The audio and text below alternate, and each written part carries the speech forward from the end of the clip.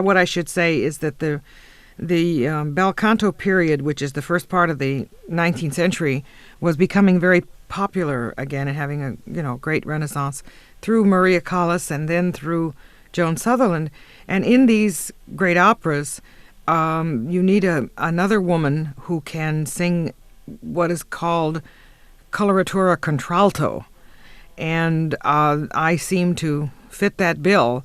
And because of that and the fact that I could sing this music, enormous amounts of these operas were then resurrected for me. And, of course, that was extremely interesting, pleasurable, and very difficult work.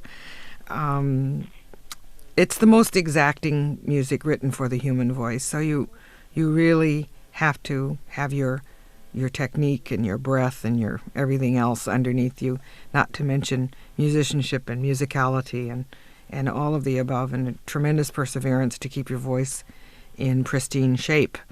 It seems that while it's a different kind of difficulty than, say, more modern music, because as far as the music itself, it's not all that complex. A lot of times you just have 1, 4, 5 chords and things like that. But you have extremely florid vocal lines. Yeah, it's extremely exposed. You have nothing underneath you. You have to really sing in tune and really get all of those florid passages correct, because the audience is going to hear it. You don't have any little cover-ups in the orchestra.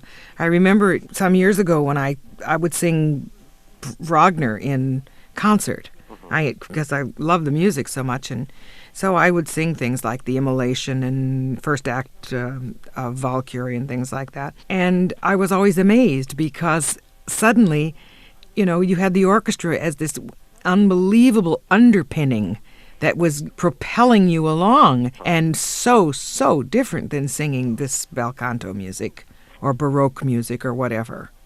And I always say, gosh, I hardly have to even warm up my voice because it just sort of happens. But the Rossini and Donizetti, Bellini, Handel, I always had to make sure my voice was really well balanced, the middle voice and the low voice, the high voice, and everything was in great working order. You have a beautiful recording out of songs by Rossini. I wonder if you could talk a little bit about those.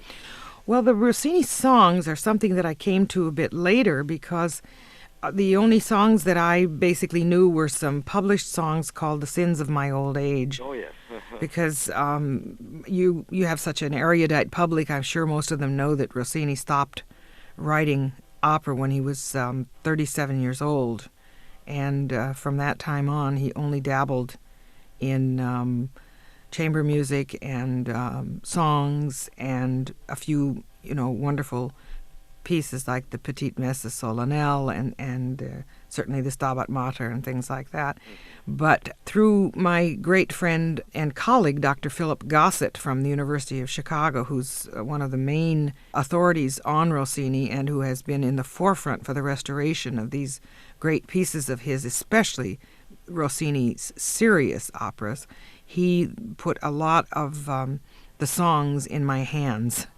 And I made one record quite a bit earlier, about 15 years ago, that had about 8 or 9 songs on it, I don't remember, plus a wonderful cantata that he wrote called Giovanna d'Arco, Joan of Arc. I remember that. Right. So I recorded those, and then this newest record that you're talking about that is on RCA is another compilation of even more wonderful songs that he wrote, and they're quite rich. One has to, when you do look at the songs of Rossini, you have to be careful that they don't sound a bit the same and really make sure that you have gone through an awful lot of them, that you come up with an interesting program, and I think that's what we've done. Of course, the most fascinating song is this text of Metastasio called Milaniero tacendo della mia sorte amara. I complain in silence of my bitter fate. He wrote that particular text. We have no idea how many times he said it. Well over 100, the same text. Oh, is that right? That many times? Every possible voice, every possible length. I have some that are 1 page long. Then I have some that are 15 pages long. And he wrote it for duets, trios, everything. It was almost like an exercise of his that you just wondered, why he was doing this. Unfortunately, he gets a bad rap for being lazy. Well, maybe he was, I don't know. So you think, all right, so couldn't you go find another text? But on the other hand, knowing, what kind of an unbelievable mind this was, maybe he just constantly wanted to see how inventive he could be. It almost sounds like Ansel Adams taking 1,000 pictures of a saucer in a teacup. Exactly. And we certainly know that Rossini was a genius, in the mold of Mozart. He wasn't as great as Mozart, but he sat down and wrote The Barber of Seville in 3 weeks. So, that's not so bad. I find with Rossini, though, that he has a lot of trouble getting his due. It's still an uphill battle, a lot for orchestras, basically, and musical organizations throughout the world, other than Italy, of course, who really think of him as the genius that he was. It's still an uphill battle. To a large extent, before you came along, there were very few things that were recorded other than the Barber of Seville and the William Tell Overture, which were played to death. That's basically all anybody knew. It's so wonderful that you have recorded all these other pieces and given us a chance to hear what in 1964, when I sang my first Semiramis, first of all, the only place I could get a score was the Los Angeles Public Library. Is that right? Secondly, the only things I knew from Semiramis were the overture, and I had heard some ladies sing Bel Raggio, Lusinghier, and that's all I knew. And who would have dreamed that I would be singing in Semiramis, first of all, and secondly, that I would be singing in Semiramis and not singing Bel Raggio.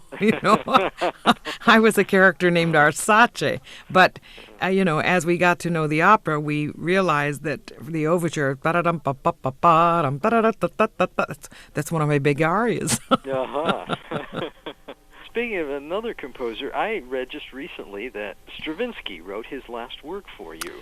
He dedicated his last work. I had a very interesting growing up time in Southern California. We had so many refugees from World War II who lived in Southern California. And it was just like, it was like an overflowing basket of wonders. Like a cornucopia, actually, that we had all of these fabulous people from Europe to study with. And part of that group was Stravinsky and his wife, who settled in Los Angeles. So I met them when I was singing for an extraordinary organization called the Monday Evening Concerts. And I sang a lot for the Monday Evening Concerts from the time I was about 18 years old. And one of the first things I did was some songs of Stravinsky's, and he actually was the first person who ever taught me any Russian. He sat very patiently and, had said, oh, no, no. He was giving me all the Russian that I needed, and I became very good friends with Stravinsky and his wife and with his wonderful associate and protege, Robert Kraft, and it was a lifelong friendship. And so that these songs are dedicated to me is an extremely great honor. The one thing that the note didn't say was what are the songs? Oh, there are 2 songs from the Spanisches Liederbuch of Hugo Wolf. Herr, was trägt der Boden hier, und Wunden trägst du meiner Leiden. And they are very serious songs. The Spanisches Liederbuch of Hugo Wolf is very religious, a good deal of it. And it's a little bit of, I would say almost, people who are breastfeeding and sort of hanging on the cross a little bit. They're really serious things. And when you think that they were at the end of Stravinsky's life, that's also fascinating. And they're scored, for, I think it's 11 instruments. I'm not quite sure, but it's in that area, 11, 12, or 13. And every time Christ speaks, it's strings, of course. Mm-hmm. And then when the person who's, talking, then in come the woodwinds. And they're beautifully set. Have you ever recorded them? I've not recorded them. I have sung them, though, a few times in public with instruments. I've sung both songs, of course, with piano. And in fact, one of the times I sang the songs was in Berlin for the Berlin radio, and Horowitz was there, and it was telecast, so I have a wonderful memory of that on video cassette, and with Maestro Horowitz and his wife, Vanda, sitting in the audience. Well, if you ever do record them, please send them along. We'd love to play them on the program. Oh, thank you. Well, a Hugo Wolf album is sort of, a heart's desire. Uh-huh. I keep threatening to do an entire evening of Hugo Wolf. I might have to pay the audience to come, but not in the least. No, that would be a wonderful concert. Well, as an American, it's a little difficult to program something like that. If a German comes and programs all Hugo Wolf, that's different. But an American, it's one of those crazy things. When I sing German music in Germany, they love it, but the Americans pick it apart. Well, come to Berkeley and sing it. Okay. That I can assure you, have a wonderful audience for that. One of the other recordings that's just come out fairly recently that I'm sure must have been a labor of love was your lullabies. Oh, yeah, that was something that I wanted to do for a long time. I don't know if you know too many lullaby recordings, but there are very few lullaby recordings. Listen, I'm going to be quite immodest and say there are none that are sung with a good voice, let's say. They're usually sung with, some very sterile sounding high voiced soprano, that kind of thing. And I knew that I could make an interesting and wonderful recording of lullabies if I could get the proper research going and find a real mix of things. And I think that's what we did. That you've definitely done. I know there are many on there that I had never heard of, beautiful melodies that I was delighted to hear for the first time. Well, I know people come up to me all the time and they say, "We love this album. My child goes to sleep every single night with it. Where can I get some more?" And I say, "Well, go to your record store, and if they don't have them, you can order them." There's quite a few, several from Eastern Europe. Yes. And then, of course, we have a couple of things like the duet Lonely Boy, which was blue-penciled from Porgy and Bess. Oh, is that right? Right. That was something that I think it was Bess and Serena, or maybe it's Bess and Clara who were supposed to sing it. So I sang it with myself, of course. And it's a beautiful duet and unmistakably Gershwin. You can just hear it immediately. Mm-hmm. And I think that's a lot of fun. And I love doing Kumbaya. That was another thing. I'll tell you one fascinating thing about researching this album was you cannot find a lullaby sung to a girl. Oh, is that right? Oh, yeah. It's all, Mein Sohn or Mio Figlio or, even Japanese. I have a Japanese lullaby on there. Sung to the sun. Forget about the girls. They did not count. Is that right? Absolutely not. You see what a hard fight we've had? No, you cannot. You can't. Maybe that's. But no, come on. They wanted the boys to grow up and be successful. That's probably it. Well, it is a beautiful recording. I'm very glad that you made that. Thank you. It's a kind of a recording, I think, that is endless too. The babies are being born every minute, and you'd be surprised how many people can't sing enough to sing to their babies or are not inclined to, and they are so thrilled to have a record like this. I'm constantly amazed at how many people come up to me.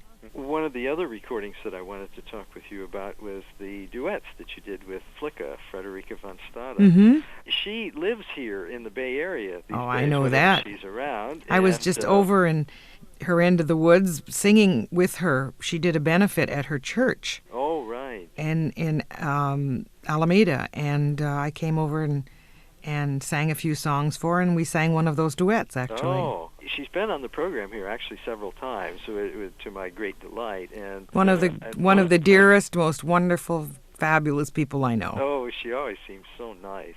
She is. She's everything that she seems. I think it was on the last program that she mentioned. I asked her about upcoming recordings, and she mentioned that she was going to work with you on an album of duets, and she was very excited about it. It must have been fun doing that recording. We had a wonderful time. And what was extraordinary for me was these are duets. A couple of them are duets that I sang when I was really young with my sister. At that time, I sang the soprano part. Uh-huh. But it was nice to bring them. We sang them in English, of course, but it was nice to bring them back into my life after about 45 years and sing them in the original German. One of the other recordings they wanted us to talk about was The Men in My Life. That's has just come out. It seems a lot of American singers are turning to American musicals. I wonder if that's just the desire to do something from your own culture, in Absolutely. your own language. Absolutely. And also the desire to sing some of these great songs. Mm-hmm. I mean, because, these songs are fabulous. And I maintain that one of these days, Gershwin will be our Schubert, and maybe Cole Porter will be our Schumann, and maybe that's Jerome Kern. The one thing I know for sure is that Sondheim is our Hugo Wolf. But I mean, these songs are so wonderful, and we get such joy and pleasure out of singing them. Well, it seemed like singing with, of course, Jerry Hadley and Samuel Ramey and Thomas Hampson and Spiro Mallis. You seem to be having a wonderful time. Well, they're all a wonderful rapport with these other. Well, first of all, we're all colleagues and friends, and we all have a camaraderie that is really quite wonderful in our business, and there are very few stinkers, and I think we really enjoy getting together, and we have a good time, and we certainly had a good time recording these songs. When we recorded Swinging on a Star, I mean, it was really funny to see the four of us standing around the mics bopping together. There seems to be that. In the recording, I can hear that there seems to be a great camaraderie in just the singing itself. Well, as I said, we had a really good time, and it's a little bit of a cross-section of American musical comedy with a couple of Hollywood songs thrown in. Certainly, Our Love Is Here to Stay is the last song that Gershwin wrote, which was written in Hollywood, and a couple of something of Julie Stein's that is also a Hollywood song. So it's a little bit of a cross-section, and certainly Swingin' on a Star comes from Going My Way with Bing Crosby.